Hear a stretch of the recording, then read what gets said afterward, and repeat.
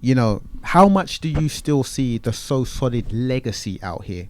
Because you, man, were trendsetters. I've been trying to put that to sleep for years, man. You're trying to put that to sleep? No, why? Nah, you know what it is? That made artists that's like got to be myself. celebrated, man. I tell you what happened as a So Solid brand. So Solid was a business and all of that, and different little companies in the beginning, and the crew thing and all of that. But like, it was just an organization that wanted to bring through people that couldn't necessarily find a way to create a song or get into the music business, you know what I mean? Hence why there were so many people in the, in the crew. And the movement was what I was on. Mm-hmm. It wasn't like a crew, like it was like a movement, like Rockefeller and, you know, No Limit and all of that. It was like a movement. So there was always artists that I wanted to bring through after the artists that we saw.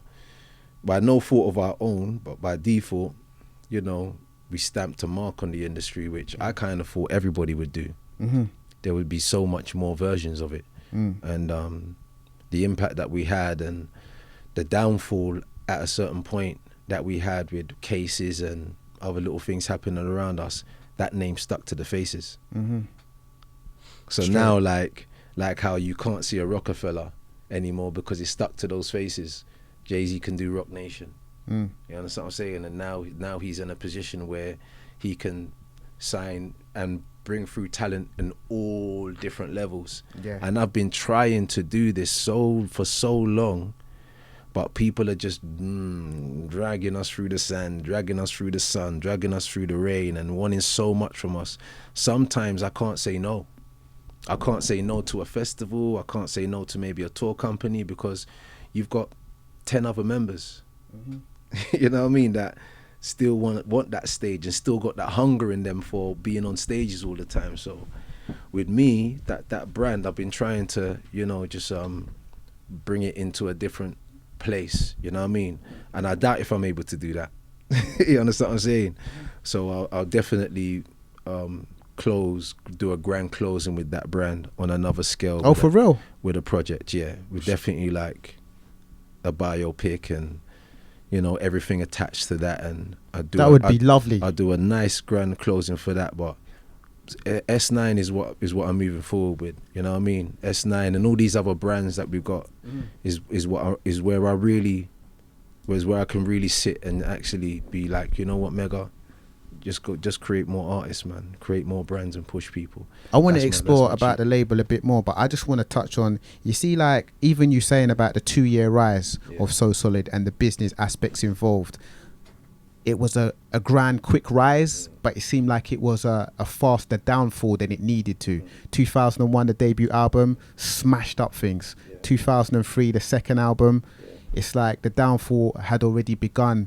When you look back and you think of things that you could have done differently, because a lot of us maybe look back at that moment with a little bit of sourness in like, the So Solid peak could have been longer. I mean, there's a lot of things we could have done differently, but we didn't. Like, even as young artists, the support from our communities isn't like how it is today. You know what I mean? People wasn't as clued up as they were, you know what I mean, as they are now, or aware as they are now. So yeah, man, the experiences that we went through, I would say, is more personal experiences. You understand what I'm saying? So Mega's personal experiences, or Ash's personal experience, and what Lisa and that was around, and Harvey, all our personal experiences, you know what I mean, led to certain things being around us and us being, you know what I mean, held accountable for things that we didn't necessarily do at first, you know what I mean? And when we looked at the environments we were around, we were just defenders. We were just move from it. Don't even come close. We're on this. We're doing music. We're doing this. Like, just, so it was just straight self-defense, I would say, from a standpoint. And the public, well, the community and some of the newspapers held that like these guys are just thugs. Now they've got the thugs. You know what I mean? Now they're seeing what the real thugs are. So now, like, I ain't saying real thugs, but now they're seeing real issues. You understand what I'm saying? And they can look back at what's So Solid and be like, bro, like that was a bit tame for what's been happening over the past 10 years with rappers and entertainers and that. Like, bro, like why did you lot do them like that? Yeah. Like, all of these guys are out here performing. Why did like So Solid and them not get the hard end of the stick? You know what I mean? Because you lot were the forefathers of a whole generation. I mean, like, we'd never seen success from MCs, MC-driven artists in this country before So Solid. There were so many. It was a change of what you've seen on your screen. I don't think anybody felt there was allowed. I think from our parents' age, I don't think anyone felt there was allowed to infiltrate the business. You know what I mean? It wasn't tested and tried on a real street level. You understand what I'm saying? So as soon as it's tested and tried, then everybody can come through straight after. And that's what everybody did. They saw like raw. They can do it. I didn't know. Give me the link. Where's the number? What place was that? Who? Tell me your name. And that's it. Everyone started hunting. So just opening the door for a whole culture of people, not only just rappers, but businesses. And not even realizing that corporate companies had to scramble to get a piece of it. One Extras and, you know, Channel U's, AKs, everyone wanted a piece of it. So I'm just happy for that, man. And I'm happy that it's continued and people are developing new and more sounds are coming through. Like, don't get it twisted. There'll be more genres, you know. There'll be more genres. There'll be a couple more. We've had grime, we've had couple others. There'll be more. And we at drill and Afro wave at the moment. Yeah, there'll be more. ONSITE Podcast, we are recording live from Levi's Haus of Strauss, SK Vibemaker. I got Mega So Solid in the building. Ili Sanchea's here as well. So Ili, how much pressures do you feel as a newer female artist in the game to live up to sexual expectations? You know what I mean? Bad B culture, sexualizing it up and all that kind of stuff. How much pressure do you feel under that as well? I don't want to be like none. I don't feel any. Like, I want to appeal to people, but then at the same time, that's not really a want, because otherwise I'm chasing the wrong thing if my focus is...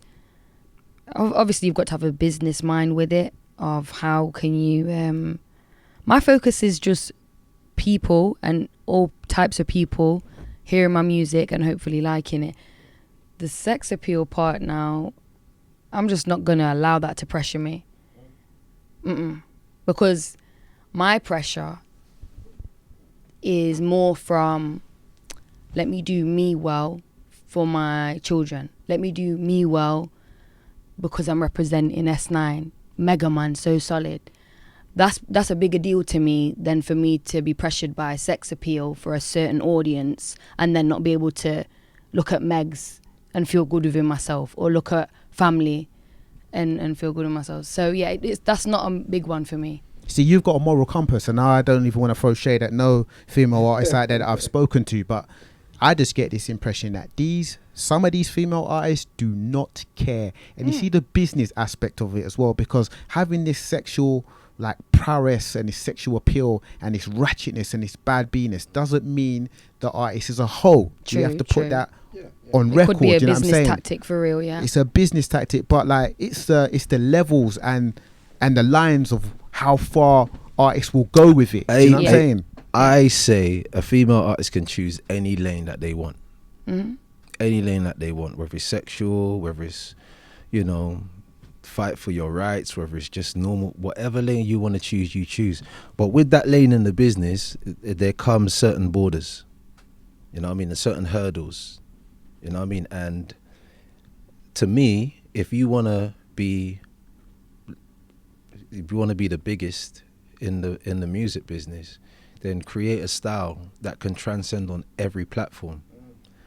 And I say this to even like the most street youths that do music. There's a conversation that I can have with somebody not from my lifestyle and say certain things where it doesn't come across as graphic, just in a normal conversation.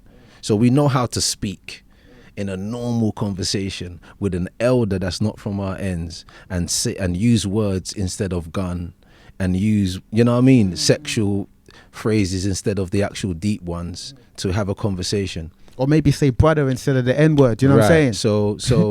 So there, that's when you kind of want to understand the skill set of how far do you want your music to be played and where do you want it to go. Yeah. And if you don't really care about that, that's fine. There's a marketplace for it. If you want to do that sexual stripper type music, there's a market for it. There's a porn entertainment world for it, where you can step into the strip clubs.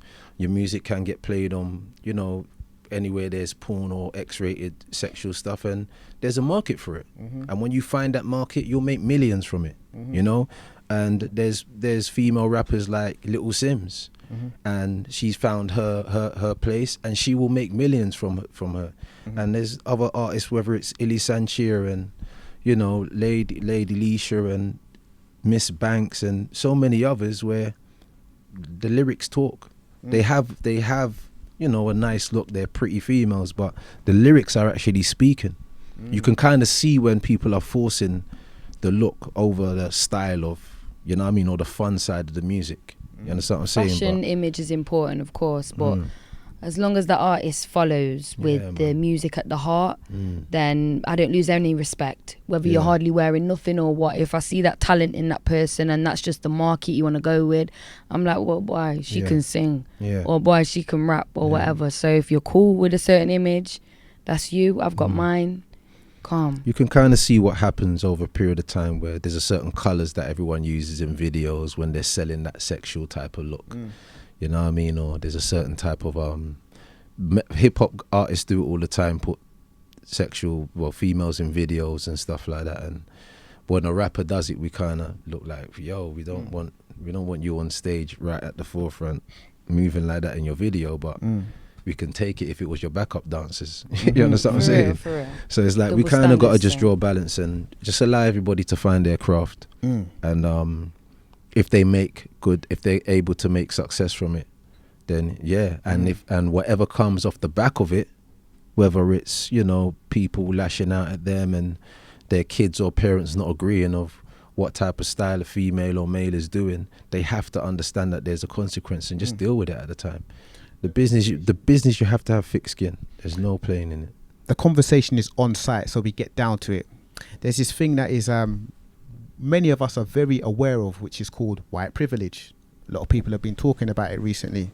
There is also this thing that people don't really put a phrase on or talk about as much, which is light skin privilege. Are you aware of it, Ili? And have you seen much of it in the music or entertainment industry since you've stepped in? I'd say my experiences have just been amongst upbringing. As far as the industry goes, I've seen it, of course. I don't think I've faced my own experience yet of feeling like I'm being compared to another female due to complexion. But yeah, I know some people that have some strong views around feeling less privileged because of maybe being darker. And I'm someone that I get annoyed by that. I'm not with the whole, I'm a light. I'm not with that neither. I'm not with it. On a genuine tip, I'm really not with it. I'm just who I am. I used to have whatever the words is, complexities. Blah, blah, blah. Complex. I used to have a complex around being mixed race.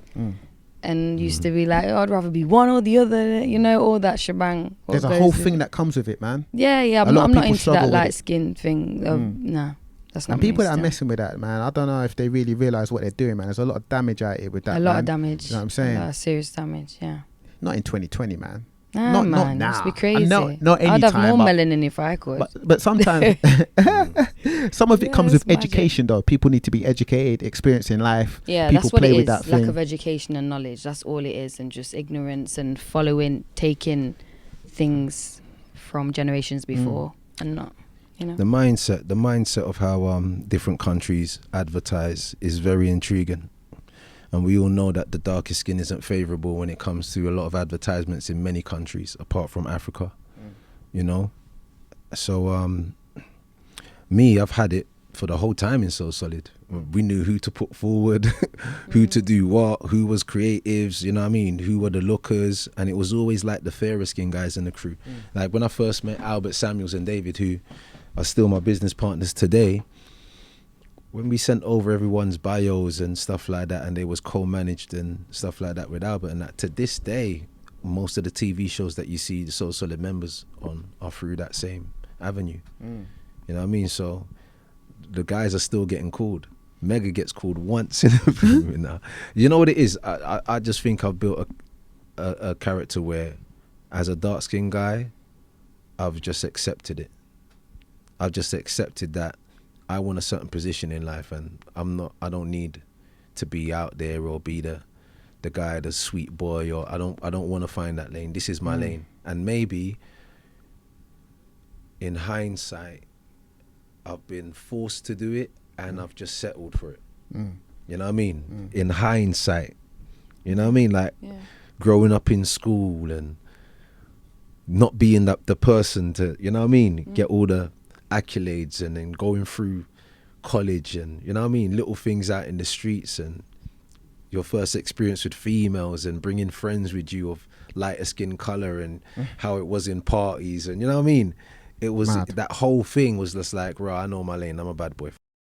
You know, like I'll just find this lane and just stay screw face and make sure I look after the sweet boys then, because I bet there's a lot of people that have felt that as well. Yeah, them man there, that's their thing, man. This is my thing.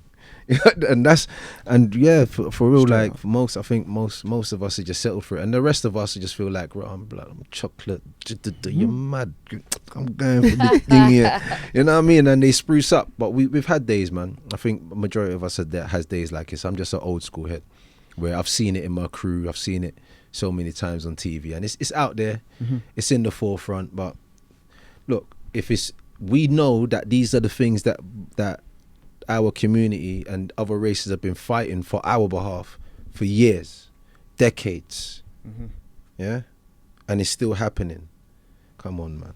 And what's mad for me is just when you said that, you know, people before us have been fighting to change that for years. The maddest thing is it tends to be us that are keeping the thing going. It's amongst ourselves that we praise light skin or certain hair texture. Perpetuate that psyche, the colorism and that. Yeah, ask a Caucasian person, a white person, they might not even notice the difference. I'm not saying all the time, because we all know what racism is, but it's mad that it's amongst ourselves we have them attitudes and put it onto each other, or have teased each other. So it just depends where people's mindsets are at. You either care about that stuff or you don't, or you know. People are still out here bleaching, you know. They're out here bleaching, Serious, brazen with it as well, you know. They're out here brazen with it. I see people. You know what I'm saying? Your eyebrows it's not are acceptable. way. Yeah, it has to be way up. SK is because on it's the mental. punches. No, it's mental. It's mental. He's the in the bleaching ring thing with mad. Wilder right now. Come on, the bleaching thing is mental. Like that is just as humans. It's not. You're not supposed to do that to your skin, and then you end up with your skin being two different complexions. We see that your face is lighter, but your hand and your knuckles are looking a different color. I mean, there's a percentage of races that want to be lighter, and there's a percentage of other races that want to be darker. Ain't it mad? Know? Or maybe and it's mad whether they do it the natural way, or whether they do it the chemical way, or whether they do it with creams, whether they do it with acid, whatever they use, bro. Whew. Man, like, I think there are some people that say they do it for fashion, and if they genuinely mean that, then that's, if they know in their heart that's a fashion thing or a trend thing. Just talking from my experiences, I've never bleached though.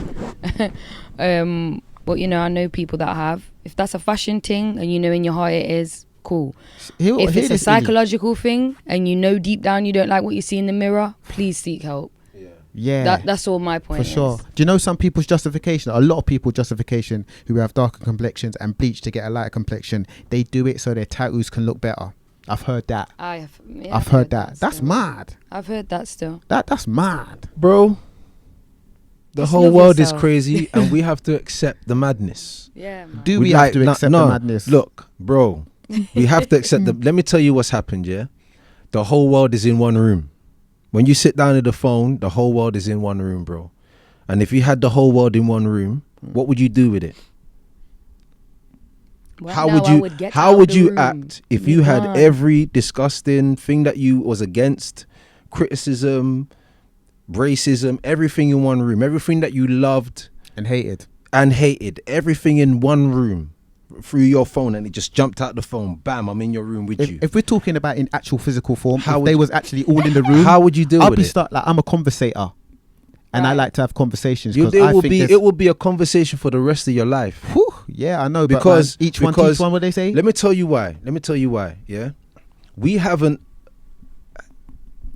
in that one room, which the internet is in, we haven't broken down the different views of a black man, how he grew in Africa. You get me? So there's certain morals that you grew up with that you wouldn't take or do. And an African man would be like, why the hell is that my black brother complaining on Twitter or Instagram? We haven't actually understood that. Like, a white man in Poland, it could be thinking different to a white man in Australia. You get me? Views and morals. So whether we're all cultural, or we're black people and our culture is Caribbean and African and so forth, we still grew up in different countries. And there's different morals and different foods and different tastes and different music that we grew up with, different styles of clothing and different brands. So when we're on the internet discussing things with each other, we have multiple differences already. We have multiple views of what we think is right and wrong already. So like I say, if you put everybody in one room, regardless if it's the same color as you or not, bring them from every part of the world, it will be one hell of a long conversation. Straight up. I'll be out that room. mean? That's all I know. You wouldn't be able to finish your life. You wouldn't be able to finish your personal mission. My thing. So in life, when I look at the world and everything, you have to just lock off and get tunnel vision. You get me? Pick from the internet what you want, what is the best for you. Take from the internet that's bad, and like, rah, I'm clued up now, and just keep moving forward. Otherwise, if you kind of have that frame of mind as to, wow, this is mad, and why is this happening, and once you get into that, you've already stepped out of your own chi. You've already stepped out of your own lane. Talking about the socials, I'm into like controlling my socials rather than letting them control me. I'm into controlling my socials as opposed to letting my socials control me. There are people that I know that have said, I had to come off Facebook, Snapchat, Instagram because people know my business and there's too much madness on there. Well, unfollow that person and block that person. The block button and the unfollow is your friend. So make sure you filter your timeline and filter your life. Do you know what I'm saying? Yeah. Damn, homie. Know yourself. We say In high about school, you we was a say man, about the homie. internet, cause you're not on the internet much. You don't like. Ili, you're not really on there, no? You don't like using the internet much, bro. No, Ili's closed. Ili's closed off, bro. We've got to Straight. pull her out, man. Yeah. You're anti with socials. Yeah. Well, I just followed you. Hopefully I get a follow back because that means a bit still. Ili's And anti. I saw that you didn't have a lot of posts. And that is also an unfollowing thing for me. Like, What if there's too maddest much posts? No. If you post too much and it's too much, obviously Yeah. I'm not a fan of that. But if you don't post too much, I'm like, why are we following each other? Because there's no content. You know what I'm saying? Yeah, So I'm it's a bit... like- Honestly, if it wasn't for music career, I wouldn't have none. I wouldn't have Facebook. I wouldn't have Insta. We're trying to get Ili. Trying to change that. We're trying to It's get too Ili much out, man. Stuff. You know Like what I I mean? don't want influence from It's certain too much things. stuff. I It's too much don't- stuff. Damn, my accent, whatever. But yeah, there's so much, like you say, and you want to filter to what you want to focus on in life. I just, sometimes you find yourself scrolling through things and it's like, wait, why am I scrolling? Let me write a song. Or you're scrolling, why am I doing that? Let me Balance sleep is the early. key, though. Balance. SK, our Yeah. difficult thing of this journey is getting her to be at places. Oh, for real? Yeah. I'm Oh, really? here. What do you Turning up? mean? Like, What no, do look you here, mean? What you like mean? it's cool, but I mean, like, she's closed off, man. It's not a public. I feel person. like You maybe get me? Ili, she looked at my socials and she's like, this is the guy that really needs to be in the room having a conversation with me. That's why she's here today. You're asking the right questions. I ain't gonna lie, thank you. man. Trust me. Yeah, Yeah, man. we out here, man. Yeah. Damn.